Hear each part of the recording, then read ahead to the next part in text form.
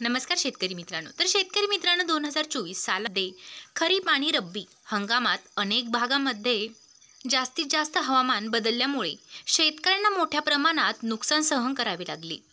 अवकाळी पाऊस, गारपीट आणि अतिवृष्टीमुळे अनेक शेतकरी कुटुंबे आर्थिक संकटात सापडली। या परिस्थितीत शेतकऱ्यांना मदत करण्यासाठी महाराष्ट्र शासनाने एक महत्त्वाचा निर्णय घेतला।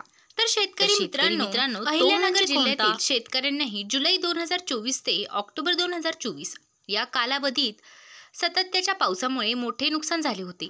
या आपत्तीमुळे एकूण 1.551 शेतकरी बाधित झाले आहे।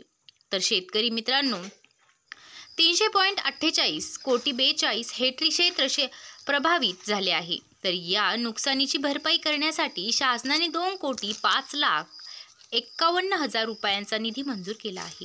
तर शेतकरी मित्रांनो अहिल्यानगर जिल्ह्यातील शेतकऱ्यांचे नुकसान हे प्रमाणात कमी असेल तरी त्यांच्यासाठी हे नुकसान मोठे होते। या मदतीमुळे त्यांना आर्थिक स्थिरता मिळेल।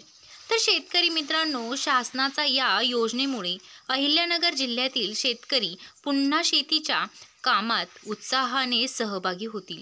पीक विमा वितरणाची प्रक्रिया शासनाच्या या निर्णयानुसार पुढील 4 ते 5 दिवसांमध्ये या 3 जिल्ह्यातील सर्व पात्र शेतकऱ्यांच्या बँक खात्यात पीक विमा रक्कम जमा करण्यात येईल।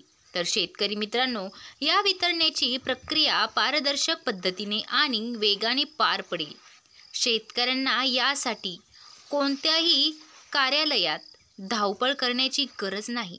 तर शेतकरी मित्रांनो या मदतीमुळे शेतकऱ्यांना त्यांच्या नुकसान योग्य भरपाई मिळेल। तर शेतकरी मित्रांनो योजनेसाठी एकूण 14,98,15,000 रुपयांचा निधी मंजूर केला आहे। या निधी एकूण 22.635 बाधित शेतकऱ्यांमध्ये वितरित केला जाईल। शेतकऱ्यांना भविष्यासाठी अशा या शासन निर्णयामुळे शेतकऱ्यांमध्ये नवीन आशा निर्माण झाली आहे। 2024 सालामध्ये नैसर्गिक आपत्तीमुळे नुकसान झालेल्या शेतकऱ्यांना आता योग्य मदत मिळेल।